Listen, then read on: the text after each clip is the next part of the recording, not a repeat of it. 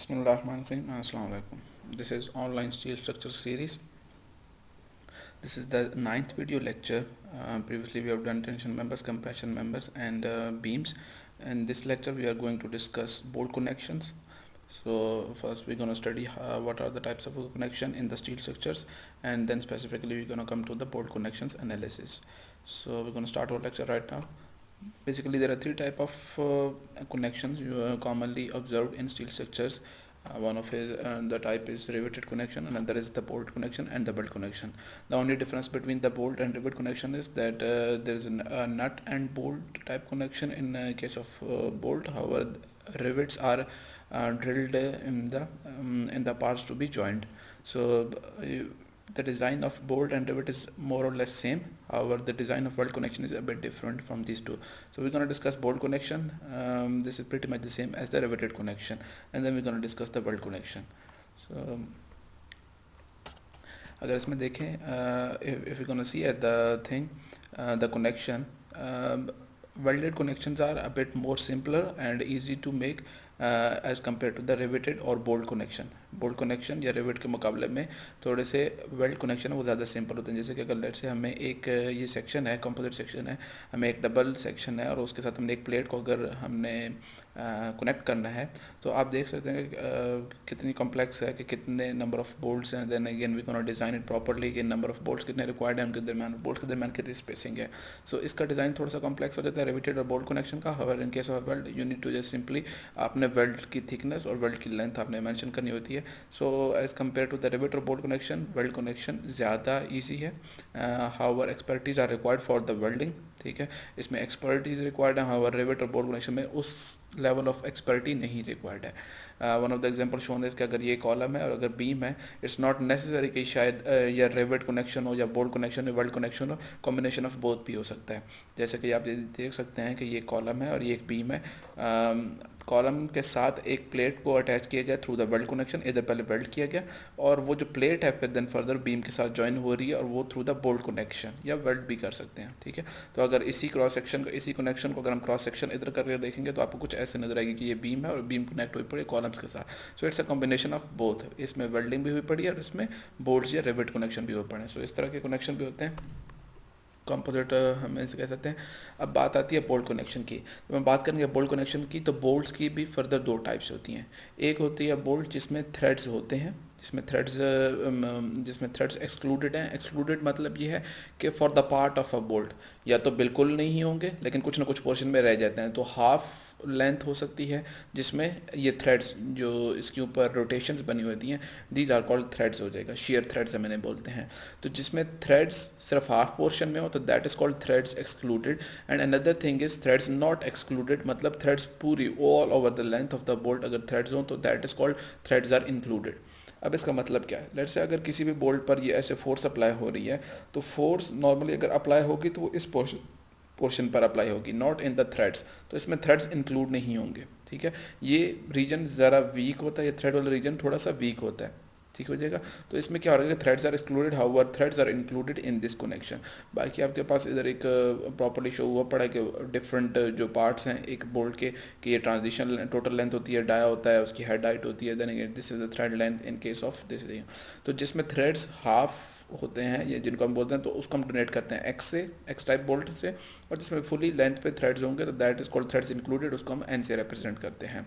Normally जो इनकी strength होती है वो कम होती है कंपेयर टू द एक्स हो जाएगा. तो जो भी कोई बोल्ट होगा उसमें अगर फुली लेंथ पे थ्रेड्स होंगे तो बिकॉज इन थ्रेड्स की वजह से थोड़ी सी वीकनेस इंट्रोड्यूस हो जाती है. एंड देन अच्छा, अब बात आती है कि कोई भी एक कनेक्शन है, जैसे कि आपके पास एक कनेक्शन है कि ये एक प्लेट है और दूसरी प्लेट ये है. इसको हमने कनेक्ट किया हुआ है किसके थ्रू? एक bolt nut and bolt connection से हमने इसको किया हुआ है.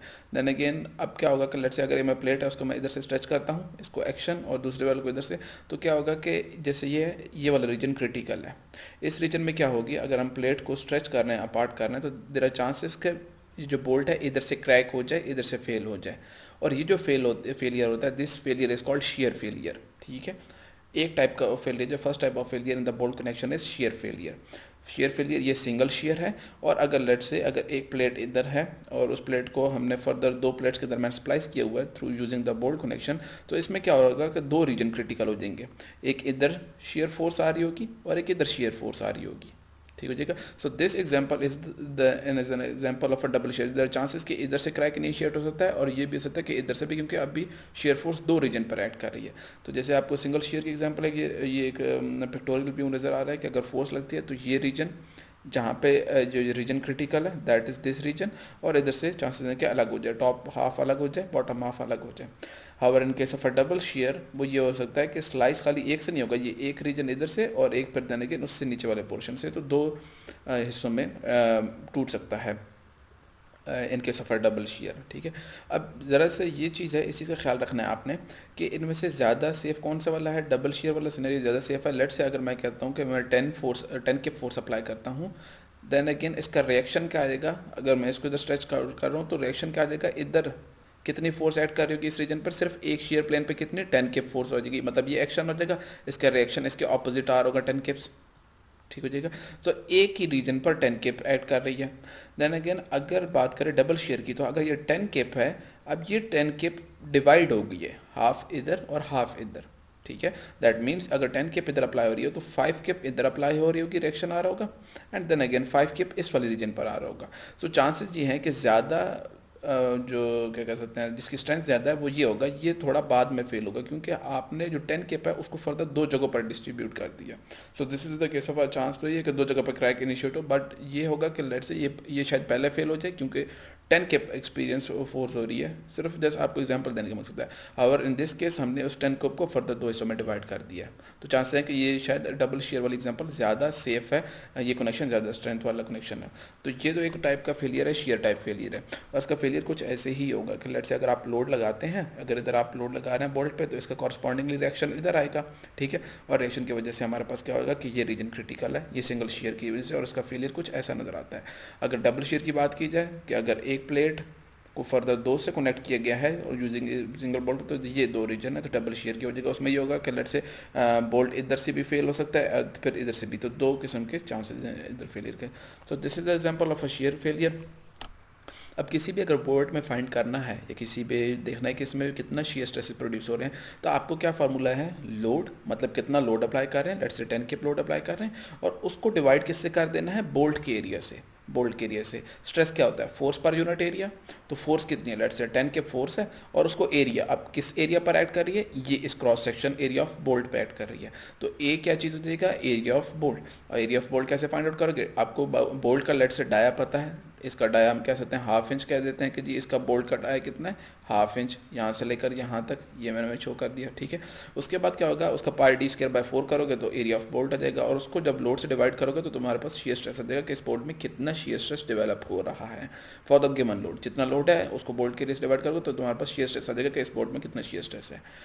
अब अगर किसी भी बोल्ट की अगर शेयर स्ट्रेंथ फाइंड करनी है, अगर किसी भी बोल्ट की शेयर स्ट्रेंथ फाइंड करनी है या कनेक्शन की शेयर स्ट्रेंथ फाइंड करनी है, तो आपने क्या करना है, आपके पास ये फार्मूला है, ये नॉमिनल शेयर स्ट्रेंथ अगर फाइंड करनी है तो हमारे पास क्या हो जाएगा, नॉमिनल शेयर स्ट्रेस किसी भी bolt, different types of bolt होते हैं, अगले in the coming slide you will see के डिफरेंट टाइप्स ऑफ बोल्ट्स होते हैं, उनके लिए उनकी स्ट्रेंथ होती है। जैसे स्टील की टाइप होती है उसके लिए एक यील्डिंग स्ट्रेंथ होती है, उसके अलावा क्या होती है, अल्टीमेट स्ट्रेंथ होती है। सिमिलरली बोल्ट्स होते हैं, बोल्ट्स के लिए नॉमिनल शेयर स्ट्रेंथ होती है, ठीक है, और उसको जब हम बोल्ट के एरिया से मल्टीप्लाई करेंगे तो हमारे पास क्या आ जाएगी, उस बोल्ट की शेयर स्ट्रेंथ आ जाएगी। याद रखिएगा ये किसी भी अगर कोई लोड के बना है और हमें अगर उस बोल्ट में स्ट्रेस फाइंड करना है तो वो ये चीज़ है, लेकिन अगर किसी बोल्ट की शेयर स्ट्रेंथ फाइंड करनी है तो हम क्या करेंगे, nominal shear stress multiply by bolt area, ठीक हो जाएगा। जैसे हम एफ वाई हम यील्डिंग के लिए चेक करते थे, एफ वाई को ग्रॉस एरिया से मल्टीप्लाई करते थे, अगर फ्रैक्चर के लिए करते थे तो एफ अल्टीमेट को इफेक्टिव एरिया से करते थे। सिमिलरली अगर बोल्ट की शेयर स्ट्रेंथ फाइंड करनी है तो nominal shear stress multiply by bolt area से फाइंड आउट करोगे, तो इस तरीके से आप उसकी मेंबर की शेयर स्ट्रेंथ फाइंड आउट कर सकते हैं। अब ये डिफरेंट टाइप्स ऑफ बोल्ट हैं, एक ये कॉमन टाइप्स ऑफ बोल्ट हैं, ये बहुत कॉमनली यूज्ड हैं A307, और इनकी नॉमिनल शेयर स्ट्रेंथ कितनी होती है, दैट इज 24 KSI। ये हमें कहाँ से पता चलेगा, ये हमें AISC कोड हमें बताता है। देन अगेन एक हाई स्ट्रेंथ बोल्ट होते हैं A325, ये सिर्फ एक ही फॉर्म में आते हैं, ठीक है, इसमें ये नहीं होता कि थ्रेड्स इंक्लूडेड हैं या एक्सक्लूडेड हैं, ठीक है, तो ये इसकी एक ही स्ट्रेंथ है। और A325 दो हिस्सों दो चीज़ों में आता है। एक वो कि जिसमें थ्रू आउट एन टाइप का मतलब है कि पूरे बोल्ट में वो थ्रेड्स शो हो रहे हैं, तो उसकी स्ट्रेंथ कितनी है 48 की एसआई। और अगर 60 और उसके साथ एक्स शो हुआ है, तो अगर जो हाफ लेंथ में लेट्स से अगर ये बोल्ट है, ठीक है, और हाफ लेंथ में अगर थ्रेड्स इंक्लूड हैं, ठीक है, मतलब हाफ में नहीं है, तो उसको हम एक्स से शो करते हैं और उसकी स्ट्रेंथ कितनी है 60 की एसआई हो जाएगा। सही हो जाएगा। यह जगह A325 बोल्ट के लिए, अगर A490 बोल्ट है उससे भी ज़्यादा, तो उसके लिए भी 60 की एसआई फॉर एन टाइप और 75 की एसआई फॉर एक्स टाइप। ये देख ले कि एक्स टाइप की स्ट्रेंथ इससे ज़्यादा है। ठीक हो जाएगा। और ये हमारे पास ये टेबल है, डिज़ाइन AIC का मैनुअल है, इसमें टेबल है, पेज नंबर में बताया भी हुआ कि अगर A307 बोल्ट कर रहे हो तो नॉमिनल शियर स्ट्रेंथ कितनी हो जाएगी 24 की SI, in case of mega pascal 165 है। अगर A325 बोल्ट्स हैं when threads are not excluded, मतलब थ्रेड्स इंक्लूड हैं, तो एन टाइप होगा और उसकी स्ट्रेंथ कितनी है 48। अगर A325 बोल्ट है थ्रेड्स आर एक्सक्लूडेड मतलब एक्स टाइप है, तो उसका कितना है 60 की एसआई है। ये आपको मैंने भी प्रीवियसली दिखा भी दिया है, बट इसको और ज़्यादा सिंपल करके आपकी बुक में भी ये एक टेबल बना हुआ है, पेज इसी बुक में 7.1 टेबल है, उसमें 307 के लिए आपने क्या करना है, नॉमिनल उसकी शियर स्ट्रेस कितनी है 24 और उसको बोल्ट के एरिया से मल्टीप्लाई करोगे तो तुम्हारे पास नॉमिनल शियर स्ट्रेंथ आ जाएगी। फिर then again in the plane of shear that means N type, उसके लिए आ जाएगा 48 times area of the bolt. अगर एक्स टाइप है not in the plane of shear, और ये हो जाएगा रिस्पेक्टिवली हर टाइप की बोल्ट के लिए ये शियर स्ट्रेंथ करने का बताया हुआ है। देन आ जाती है बात कि हाँ जी, जैसे हम प्रीवियसली डिस्कस चुके हैं कि अगर बोल्ट का डाया है तो बोल्ट के डाया के लिए अगर स्टैंडर्ड होल उसमें ड्राइव करना है तो उसमें क्या करना है, डाया ऑफ बोल्ट में हमने प्लस 1/16 ऐड करना है। अगर ओवर साइज होल्ड उसमें ड्रिल करना है तो हम उसके लिए ये ऐड करते जाएंगे, ये हम प्रीवियसली देख भी चुके हैं इस चीज़ में। सो अगर किसी भी मेंबर की शेयर स्ट्रेंथ फाइंड आउट करनी है, किसी कनेक्शन की बोल्ट कनेक्शन की शेयर स्ट्रेंथ फाइंड करनी है, तो उसका फार्मूला क्या था, ये हमारे पास FNV इंटू AB, RN का हमारे पास फार्मूला क्या था, ये जो RN था वो क्या चीज़ थी, FNV nominal shear strength multiply by AB, ठीक है, बोल्ट एरिया। और उसको अगर इन केस ऑफ LRFT हम स्ट्रेंथ रेजिस्टेंस फैक्टर होता है 5 और उसकी वैल्यू क्या होती है 0.75, और इन केस ऑफ ASD हम उसको 2 से डिवाइड कर देंगे, ये आ जाएगा शेयर स्ट्रेंथ रिडक्शन फैक्टर हो जाएगा। ठीक है जी। अच्छा, एक टाइप का फेलियर तो है शेयर स्ट्रेस फेलियर हो जाएगा कि बोल्ट में शेयर फेलियर हो गया कि बोल्ट इधर हाफ में से टूट गया। अब दूसरा फेलियर क्या हो सकता है कि प्लेट, ये जो प्लेट्स जो कनेक्ट हुई पड़ी हैं, ये एक प्लेट है और ये प्लेट है, इसमें बेरिंग फेलियर हो जाए। अब बेरिंग फेलियर का मतलब क्या है कि लेट्स से मेरे पास ये एक प्लेट है और ये एक प्लेट है और मैंने इनको बीच में ड्रिल किया हुआ है ये ऐसे होल से, ठीक है। तो अब मैं क्या करता हूँ, लेट्स से अगर इस प्लेट को मैं इधर से स्ट्रेच कर रहा हूँ, अगर मैं इसको इधर प्लेट को मूव करना चाह रहा हूँ तो ये प्लेट इधर मूव होना चाहिए, बट ये क्या होगा, ये जो बोल्ट है ये प्लेट के इस रीजन पर कुछ ना कुछ स्ट्रेस अप्लाई करेगा, ठीक है। ऑब्वियसली प्लेट इधर मूव होना चाह रही है बट ये इसको बोल्ट रोक रहा है, तो क्या हो रहा है कि ये जो इस सरफेस है प्लेट का वो इसके साथ स्ट्राइक कर रहा है, जिसकी वजह से स्ट्रेस क्या अप्लाई हो रहा है, ये बोल्ट स्ट्रेस अप्लाई कर रहा है इस रीजन पर, प्लेट के इस रीजन पर। इस स्ट्रेस को हम बोलते हैं बेरिंग स्ट्रेस, ठीक है। बेरिंग स्ट्रेस ये होता है कि जब एक बॉडी दूसरी बॉडी के साथ अगर उसके अगेंस्ट मूव होना चाह रही है, तो वो अगर एक बॉडी दूसरे के ऊपर स्ट्रेस अप्लाई कर रही है, ठीक है, पार्ट अप्लाई कर रहा है, तो that type of stress is called bearing stress हो जाएगा। ये ऐसे भी हो सकता है जैसे हमारे पास ये लेट्स से अगर दो बोल्ट ड्रिल हैं, तो मैं अगर इसको इधर स्ट्रेच करना चाह रहा हूँ तो चांस क्या है कि देखो ये वाला बोल्ट क्या कर रहा होगा, ये जो इसके दरमियान प्लेट का रीजन है, इन दो बोल्ट्स के दरमियान में इस जगह पर बेरिंग स्ट्रेस अप्लाई कर रहा होगा, ठीक है। तो चांसेस क्या है कि इस जगह पर बेरिंग फेलियर हो सकती है कि प्लेट को डिफॉर्म कर दे इसमें से। और फिर उसके बाद ये देखो ये वाला जो बोल्ट होगा, ये वाला बोल्ट है, ये किधर अप्लाई कर होगा, इस जगह पर अप्लाई कर रहा होगा स्ट्रेस। तो अगर इस प्लेट की अगर टेंशन मेंबर, ये जो मेंबर है इसकी अगर मैंने बेरिंग स्ट्रेंथ फाइंड आउट करनी है, तो मैं क्या करूंगा कि बेरिंग स्ट्रेंथ यहाँ से लेकर यहाँ तक और फिर यहाँ से लेकर यहाँ तक, इन दोनों को ऐड करूंगा तो ये टोटल इस प्लेट की बेरिंग स्ट्रेंथ आ जाएगी। इंशाल्लाह प्रॉब्लम देखेंगे तो उसमें चीज़ें क्लियर हो जाएंगी। इसका एक ज़्यादा बेहतर व्यू ये है कि जैसे ये एक हुआ हमारे पास, एक ये शो हो रही है ये एक प्लेट है, तो अगर लेट से मैंने इस प्लेट को, ये इसके दरम्यान ये था बोल्ट, इधर बोल्ट होगा लेट से, और प्लेट पहले लेट से हम कह देते हैं कि इधर तक फेलन थी, ये प्लेट भरी हुई थी, ठीक है, इसमें ये बेरिंग फेलियर नहीं हुआ था, ऐसी ही थी, ठीक है, सॉलिड थी, इसमें से हमने होल ड्रिल किया और बोल्ट लगा दिया। अब मैंने इसको इधर स्ट्रेच करना चाहा, मैं इस बोल्ट को इधर स्ट्रेच करूंगा, प्लेट को स्ट्रेच करूंगा, तो क्या करेगा कॉरस्पॉन्डिंगली ये प्लेट इधर मूव होना शुरू होगी, लेकिन ये जो बोल्ट है ये उसको रोकेगा। उसकी वजह से क्या होगा, ये जो बोल्ट है ये इसके ऊपर कुछ फोर्स अप्लाई करेगा इस डायरेक्शन में, और उसकी वजह से क्या होगा कि ये जो रीजन है ये डिफॉर्म होना शुरू हो जाएगा। इस टाइप ऑफ फेलियर को हम क्या बोलते हैं, इस टाइप ऑफ फेलियर को हम बोलेंगे बेरिंग फेलियर, ठीक हो जाएगा। तो ये दूसरा टाइप ऑफ फेलियर है। पहला फेलियर होता है शेयर फेलियर, वो होता है बोल्ट्स में, दूसरा होता है बेरिंग फेलियर, वो हो जाता है वो जो मेंबर कनेक्ट हुआ पड़ा है उसमें होता है फेलियर। तो दूसरा टाइप ऑफ फेलियर यही है। अच्छा, अब देन अगेन अनदर एक एग्जांपल ये देख लें कि जैसे हमने ये प्लेट को स्ट्रेच किया इस तरफ और उसकी वजह से ये प्लेट इधर मूव होना चाहिए, ये रीजन में हमारे पास बेरिंग स्ट्रेस प्रोड्यूस हो रहा है। तो हमारे पास क्या हो जाएगा, ये बेरिंग स्ट्रेस कितने एरिया पर प्रोड्यूस हो रहा है कि अगर लेट से मैं, और उसकी वजह से फेलियर कैसा होता है कि अगर ये प्लेट को इधर स्ट्रेच किए, ठीक है, तो ये कैसे मूव होगा, क्रैक कुछ ऐसा इनिशिएट होगी, ये फेलियर सरफेस कुछ ऐसे हो जाएगा इंक्लाइंड। हाउएवर हम उसको इंक्लाइंड नहीं कंसिडर करते, ऑन द कंजर्वेटिव साइड हम उसको स्ट्रेट कंसिडर कर देते हैं कि ये ऐसे क्रैक इनिशिएट होता है, बिल्कुल जैसे बोल्ट की लाइन है ऐसे हो जाएंगे। तो अगर क्या हुआ कि हमने ये प्लेट इधर मूव की, इसकी वजह से कॉरस्पॉन्डिंगली ये बोल्ट इतना रिएक्शन अप्लाई करेगा और ये रिएक्शन की वजह से ये कॉरस्पॉन्डिंगली हाफ इधर डिस्ट्रीब्यूट हो जाएगा, हाफ इधर डिस्ट्रीब्यूट हो जाएगा, एंड दिस इज कॉल्ड जो हमारे पास क्लियर लेंथ हो जाएगा। तो ये हमारे पास बेयरिंग फेलियर है। देन अगेन अगर किसी भी प्लेट की आप बेयरिंग स्ट्रेंथ फाइंड आउट करनी है, स्टील कनेक्शन है, ठीक है, उसमें चेक करना है कि इसकी बेयरिंग स्ट्रेंथ कितनी है, कितने पे जाके बेयरिंग फेलियर हो जाएगा। लेट्स से जैसे ये प्लेट है, मैंने उसको चेक करना है कि ये कितने लोड पे जाके इसका बेयरिंग फेलियर होगा, जिसकी बेयरिंग से कितना लोड बर्दाश्त कर सकता है इससे पहले कि इसमें बेयरिंग फेलियर हो जाए। तो हम क्या करेंगे, सबसे पहले इसके दरमियान, ठीक है, पूरा कनेक्शन की बात कर रहा हूँ, तो इस कनेक्शन की पहले बीच में बेयरिंग स्ट्रेंथ फाइंड आउट करेंगे, फिर इसकी फाइंड आउट करेंगे और इन दोनों को प्लस कर देंगे। मतलब अगर मैं ये रीजन कर दूँ, इस रीजन को बोल दूँ 1 रीजन, इसको बोल दूँ 2 रीजन, तो टोटल बेयरिंग स्ट्रेंथ इस प्लेट को इधर से लेकर इधर तक क्रैक करते और इधर से लेकर इधर तक टोटल इन दोनों को ऐड करेंगे तो ये हमारे पास टोटल इस कनेक्शन की बेयरिंग स्ट्रेंथ आ जाएगी। अब बेयरिंग स्ट्रेंथ का फार्मूला क्या है, 2 फार्मूलाज हैं। पहला फार्मूला क्या है, 1.2 LCT इंटू F अल्टीमेट, और दूसरा ये फार्मूला है। तो पहले देख लेते हैं कि फार्मूला में है क्या चीज़। 1.2 तो एक फैक्टर आ गया, ठीक है। LC क्या है, LC is the clear length. अब क्लियर लेंथ कौन सी है, अब ये देख लें, 2 किस्म की क्लियर लेंथ है, एक ये क्लियर लेंथ है और एक ये क्लियर लेंथ है, ठीक है। अब क्लियर लेंथ पहले तो हम ये एज वाली देख लेते हैं। हमारे पास क्या होता है कि लेट से हमें एक कनेक्शन दिया होगा और उसके सेंटर से इसके एज तक का डिस्टेंस गिवन होगा। अब अगर क्लियर लेंथ एज वाले के लिए फाइंड करनी है, कॉर्नर के लिए फाइंड करें, तो हम क्या करेंगे, इसमें से ये जो पूरा होल है इसका हाफ डाया माइनस कर देंगे। लेट से अगर होल है कितना एच है उसका डाया, तो उसमें से हम हाफ h/2 माइनस कर देंगे एल इफेक्टिव में से जो इसके सेंटर से इधर तक है, तो हम क्या आ जाएगा, हमारे पास ये क्लियर लेंथ आ जाएगी। तो अगर कॉर्नर वाली जब बेयरिंग स्ट्रेंथ फाइंड आउट करनी है इस वाले रीजन के लिए, तो उसके लिए क्या एल क्लियर लेंथ कैसे फाइंड आउट करोगे, उसके सेंटर से जो एच तक का डिस्टेंस है उसमें से हाफ होल का डाया माइनस कर दोगे तो हमारे पास ये क्लियर लेंथ आ जाएगी।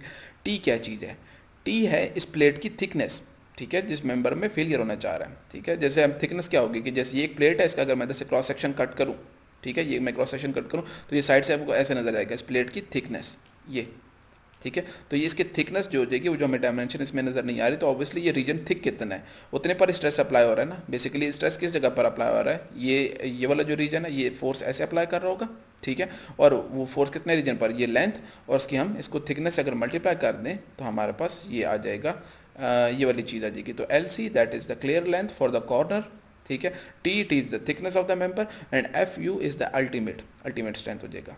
तो पहले क्या करना है, इस रीजन के लिए फाइंड आउट कर लेनी है ये स्ट्रेंथ इस फार्मूला से, फिर दूसरे फार्मूला से फाइंड आउट कर लिया 2.4 DTF अल्टीमेट। अब इसमें दूसरे फार्मूला में देख लेते हैं, 2.4 फैक्टर है, D क्या है, D is the dia. Dia किस चीज़ का, अब ये याद रखना, ये डाया होल का नहीं है, ये डाया जो होगा ये बोल्ट का डाया है। D is the dia of the bolt, problem करेंगे तो ज़्यादा क्लियर हो जाएगा। T देन अगेन थिकनेस है, वही मेंबर जो प्लेट है उसी की थिकनेस है, और F ultimate is the strength. तो क्या करना है कि पहले इस एज वाले के लिए रीजन के लिए बेयरिंग स्ट्रेंथ फाइंड करनी है, उसमें से पहले इस फार्मूले से फाइंड आउट करोगे, फिर इससे करोगे, और जो इनमें से कम होगी वो वाली वैल्यू चूज करनी है। कम क्यों, कि कम से कम कितनी इस मेंबर की इस कॉर्नर वाले रीजन की बेयरिंग स्ट्रेंथ है। तो पहले इससे फाइंड करो, फिर इससे फाइंड आउट करो, और जो इनमें से कम होगी वो वाली चूज करनी है, ठीक हो जाएगा। अच्छा, अब इस टोटल पूरे कनेक्शन की अगर बेयरिंग स्ट्रेंथ फाइंड करनी है तो पहले तो हमें इस कॉर्नर के लिए बेयरिंग स्ट्रेंथ कैलकुलेट कर ली, फिर इन 2 होल्स के दरमियान में बेयरिंग स्ट्रेंथ कैलकुलेट कर ली कि ऑब्वियसली ये वाला रीजन भी तो है, इसकी ऐड करेंगे और इसकी भी इसी तरीके से कैलकुलेट करेंगे। इसके लिए क्या हो जाएगा, अब इसके लिए हमें चाहिए जो पहले वाला फार्मूला से जो सेंटर वाले के लिए, इसके लिए फिर से एल क्लियर स्पैन। अब ये एल क्लियर क्या हो जाएगा, अगर ये इसके सेंटर से इसके सेंटर तक का डिस्टेंस गिवन है एस, तो उसमें से हाफ होल का डाया इधर से माइनस करोगे और हाफ होल का डाया इसमें से माइनस करोगे। तो बेसिकली क्या करना है, अगर सेंटर टू सेंटर गिवन है उसमें से माइनस क्या कर दोगे, एच माइनस कर दोगे, एक होल का डाया माइनस कर दोगे, तो तुम्हारे पास ये क्लियर लेंथ आ जाएगी। फिर देन अगेन टी वही चीज़ आ जाएगी, एफ अल्टीमेट उसी तरीके से। अच्छा, अब दूसरी चीज़ क्या आ जाएगी, पहले इस वाले फार्मूला से इस वाले रीजन के लिए कैलकुलेट करोगे, फिर दूसरे वाले फार्मूला से कैलकुलेट करोगे। दूसरे वाला फार्मूला के लिए स्ट्रेंथ वही आएगी जो इस वाले के लिए थी। क्यों, क्योंकि इसमें देखो डी वही चीज़ है, डाया बोल्ट का वही रहेगा, टी भी वही रहेगा और एफ अल्टीमेट भी रहेगा। तो दूसरे वाले के लिए कॉर्नर के लिए फाइंड कर लिया इसको, इसको सेंटर वाले के लिए फाइंड करने की जरूरत नहीं है, क्योंकि सेंटर वाले के लिए भी यही रहेगा, सिर्फ ये वाली चीज़ फाइंड आउट करनी है सेंटर वाले के लिए, क्योंकि इसमें एल जो क्लियर लेंथ है ये चेंज हो रही है। ये क्लियर हुआ? प्रॉब्लम करेंगे इंशाल्लाह क्लियर हो जाएगा। उसके बाद क्या चीज़ है जी, हमारे पास ये ऐसी टेबल है, वो एक और चीज़ भी बताता है कि कम से कम इनके दरमियान स्पेसिंग कितनी होनी चाहिए। ठीक है, दो बोल्ट्स के दरमियान मिनिमम स्पेसिंग कितनी होनी चाहिए, उसने ये भी स्पेसिफाई किया हुआ। एंड देन उसके लिए फार्मूला से ये बताया हुआ कि S should be greater than equal to 2.2 into 2/3 times D. 2/3 कितना होता है? 0.667। तो इन शॉर्ट क्या हो जाएगा, ये फार्मूला हो जाएगा कि कम अज़ कम दो बोल्ट्स के दरमियान जो सेंटर टू सेंटर डिस्टेंस है, that should be greater than 2.667 times dia. What is the dia? Dia of the bolt. ठीक है, कम अज़ कम इतनी होनी चाहिए मिनिमम, वरना प्रेफरेबली क्या है 3 टाइम्स डाया। ठीक है, ज़्यादा बेहतर है कि 3 टाइम्स डाया, बट कम से कम इतनी ज़रूर होनी चाहिए। ठीक है, और उसके अलावा हमें ये भी स्पेसिफाई किया गया कि जो भी बोल्ट है उसके लिए एज डिस्टेंस भी हमें बताया हुआ है कि एज डिस्टेंस जो कॉर्नर वाला जो बोल्ट है उसके सेंटर से लेकर जो प्लेट के एज तक का डिस्टेंस कितना है, वो भी डिफरेंट बोल्ट ऑफ डाया के लिए डिफरेंट है। वो भी ASE की इस टेबल में गिवन है, जो कि आपको अभी नेक्स्ट स्लाइड में नज़र आएगा कि ये है। तो लेट से अगर बोल्ट का डाया 1/2 इंच है तो उसके लिए एज डिस्टेंस कितना है? 7/8। अगर बोल्ट का डाया 3/4 है तो उसके लिए कम अज़ कम मिनिमम एज डिस्टेंस कितना है?